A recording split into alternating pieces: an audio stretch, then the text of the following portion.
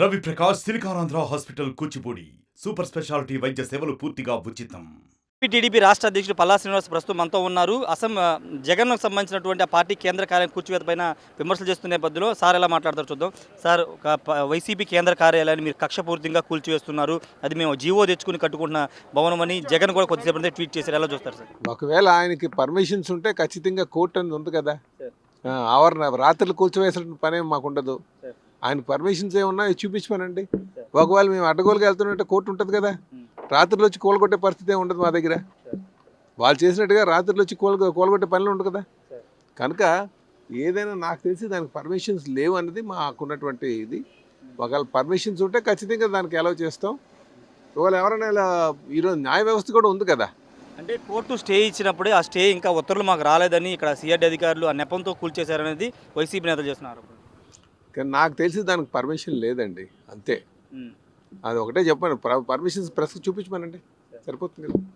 Sir, ఇంకొకటి, గతంలో ప్రజావేదిక కూల్చినప్పుడు విధ్వంసంతో పాలన ప్రారంభించారని టీడీపీ నేతలు ఆరోపణ చేశారు. ఇప్పుడు టీడీపీ వాళ్ళు చేస్తుంది ఏంటని కూడా అంబటి రాంబాబు ప్రశ్నిస్తున్నట్లు. ఏదైనా సరే పర్మిషన్ ఉందా లేదా అది మేము చెప్తుంది. సిఆర్డిఏ ఏరియా అన్నది ఒక స్పెసిఫిక్ ఏరియా. ఇది దీనికి రైతుల యొక్క త్యాగాలతో చేసుకున్నటువంటి ఏరియా. ఈ ఏరియాకి ఇష్టానుసారం చేయడానికి లేదు. దానికి సిఆర్డిఏకి ఒక మాస్టర్ ప్లాన్ ఎప్పుడో రెడీ అయిపోయి ఉంది. ఆ మాస్టర్ ప్లాన్కి అనుగుణంగా నిర్మాణం చేస్తేనే ఇది ప్రపంచంలో గుర్తించేటువంటి రాజధాని అవుతుంది. ఇష్టానుసారం చేస్తే ఎలాగవుతుంది? అదే అంటున్నాం. సో నాకు తెలిసి అది ఇష్టానుసారం అలాట్మెంట్ చేసుకుంది. అదే నాకున్నటువంటి సమాచారం. అంటే ఎకరం 1000 రూపాయలు, 33 సంవత్సరాలు లీజ్ కానీ 2 ఎకరాలను తీసుకున్నారు, 2000 రూపాయలు చొప్పున. దీన్ని ఎలా చూస్తారు? జీవో కాపీలో చాలా మెన్షన్ చేశారు క్లియర్గా. అవన్నీ కూడా అండి, అవన్నీ కూడా కరెక్ట్ కాదు, మంచి పద్ధతి కాదన్నది మా ఉద్దేశం. ఇప్పుడు వాళ్ళకి ఏమైనా ఉందంటే కోర్టుకు వెళ్ళొచ్చు. అదండి, మేము రాత్రులు అపరాత్రి అది అర్ధరాత్రి వచ్చి కొట్టం. అది వాళ్ళకి యాంపుల్ ఆఫ్ టైం ఉంది, చేసుకోవచ్చు అన్నీ. ఈరోజు జగన్ అటెండ్ కాకుండా పులివెందులు వెళ్ళిపోతున్నారు. స్పీకర్ ఎన్నిక అనేది చాలా కీలకమైన ఘట్టం. అలాంటి సమయంలో జగన్ లేకపోవడాన్ని ఎలా చూస్తారు? పరిణితి లేకపోవడం అంటాం. పరిణితి లేకపోవడమే.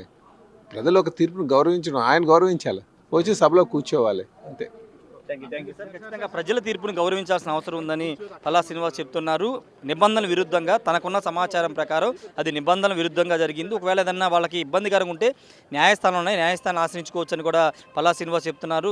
అక్రమాలను కానీ లేకపోతే విధ్వంసాలను కానీ చేయాల్సిన అవసరం తెలుగుదేశం పార్టీకి లేదని పల్లా శ్రీనివాస్ చెప్తున్నారు. అది కక్షపూరితంగా చేసిన కాదు, అది అక్రమ కట్టడం, ప్రభుత్వ నిబంధనల విరుద్ధంగా జరిగిన కట్టడం కాబట్టి కూల్చేస్తున్నారని చెప్తున్నారు. అదేవిధంగా వైసీపీ నేతలు కూర్చున్నట్టు అర్ధరాత్రి అపరాత్రులు మేము కూర్చలేదు, అందరూ చూస్తున్నాం, ప్రజల సమక్షంలో దాన్ని కూల్చివేస్తున్నామని కూడా పల్లా శ్రీనివాస్ చెప్తున్నారు. Camera person ప్రసాద్తో Rayesh RTV, Amaravati నుండి. మరిన్ని వీడియోస్ కోసం ఛానల్ ని సబ్స్క్రైబ్ చేయండి, లేటెస్ట్ అప్డేట్స్ కోసం వాట్సాప్ ఛానల్ ని ఫాలో చేయండి, అండ్ లింక్ డిస్క్రిప్షన్ లో ఉంది.